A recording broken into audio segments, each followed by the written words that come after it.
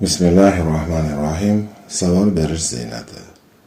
Yaxshi do'stga ega bo'lsangiz, aqlingizning yarmini, o'z joyida va go'zal savol so'rasangiz, ilmingizning yarmini, o'z vaqtida tadbir olsangiz, hayotingizning yarmini qozongan bo'lasiz.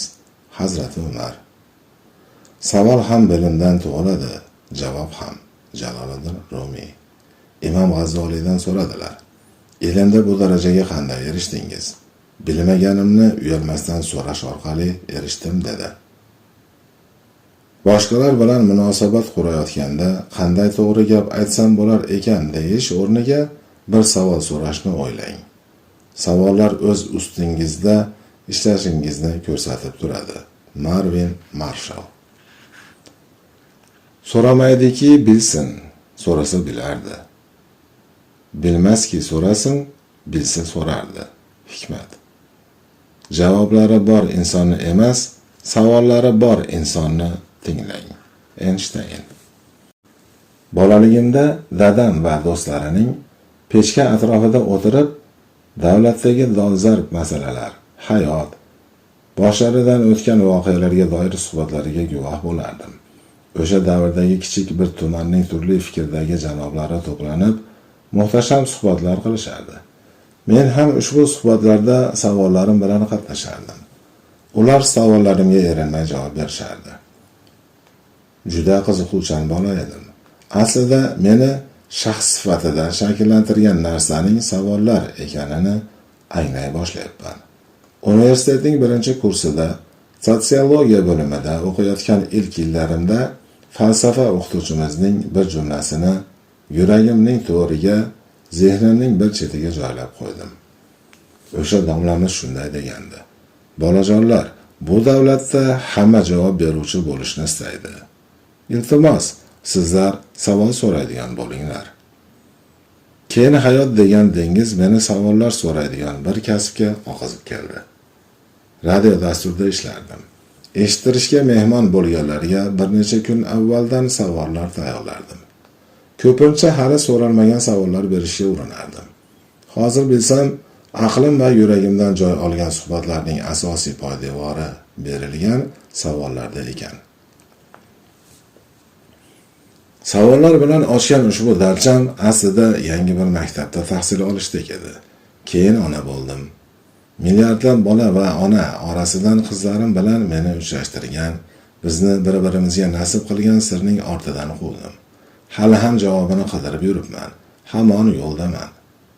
Savol so'rash men uchun duo qilishdek gap. Xuddi kichkina bir kalit ulkan eshiklarni ochgani kabi. Qisqa, oddiy savollar bizga juda ajoyib javoblarga olib boruvchi yo'lni ko'rsatadi. Darhaqiqat, bunday kichik va oddiy savollarning orqasida har doim eng buyuk javoblar yotadi. Nima uchun deysizmi? So'rash hech kimga qiyin bo'lmasin va hamma o'sha muhtasham javoblarga yetishsin deb. Odatda insonlar oddiy savollarni qiziq emas, so'rashga arzimaydi deb o'ylashadi. Bu xuddi qarigan sari paydo bo'ladigan bot kasaliga o'xshaydi. Bolalarda deyarli kuzatilmaydi chunki odamlar kundan kunga qiziqroq bo'lmagan narsalar haqida o'ylay boshlaydilar. Bolaliklarida qiziqqanlari osmonning nima uchun moviyligi bilan bog'liq savol endi umuman eslariga tushmaydi.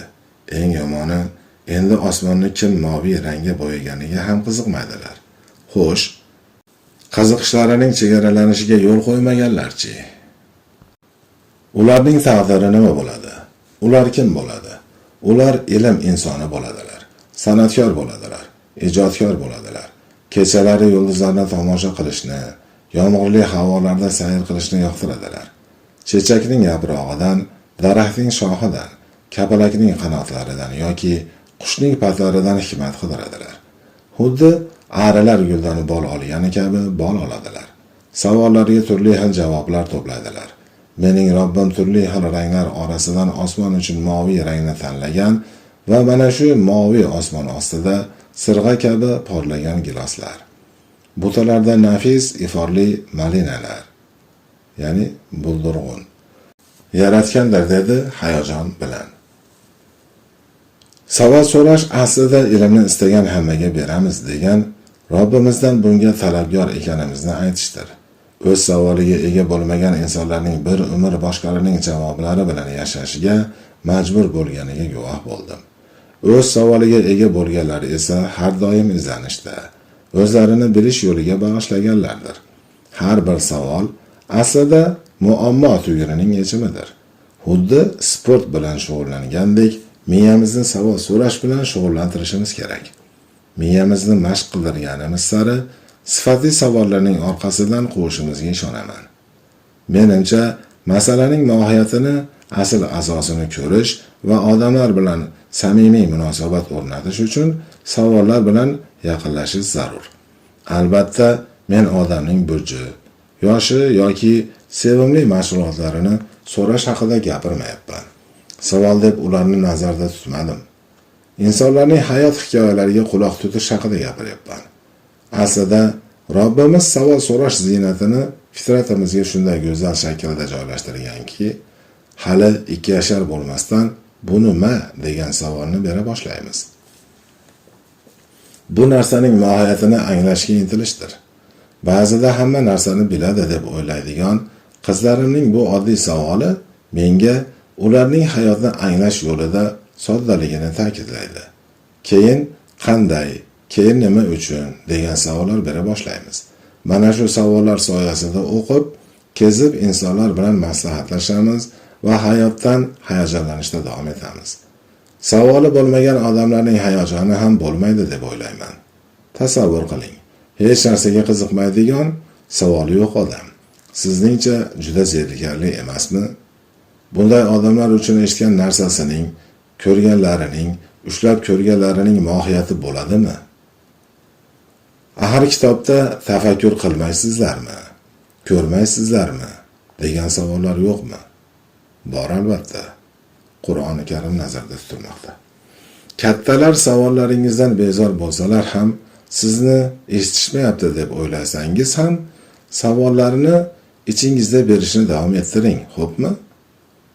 Kattalarning ko'plari o'zlariga savol berishga jasorat topa olmaganlaridan o'zlari istamagan hayotni davom ettirishga majbur bo'ladilar.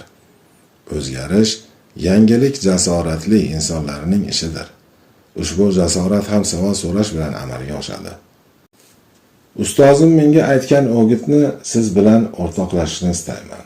Iltimos, savol so'rashni tanla. Hamma javob berishga harakat qilayotgan bir pallada sening savollaring ko'proq ma'no kasb etadi. Bir zarif so'z. Matematik olim Nobel mukofoti oldi.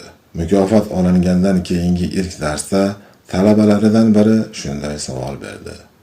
Ustoz, dunyoda yuzlab matematik olim bor. Biroq shuncha olim orasidan mukofotni sizga berdilar. Sizni boshqalardan ajratib turuvchi xususiyat nimada edi? Professor ushbu ajoyib savolga javoban avval jilmayib qo'ydi. Keyin esa undan qiziqish bilan javob kutayotgan talabasiga shunday dedi. To'g'risini aytsam, bularning barchasi uchun onamdan qarzdorman. Chunki men hali maktab o'quvchisi ekanligimda boshqa o'quvchilarning onalari farzandlari maktabdan uyga qaytganida ulardan "Qani aytchi, ustozing so'ragan savollariga yaxshi javob berdingmi?" deb so'rardilar.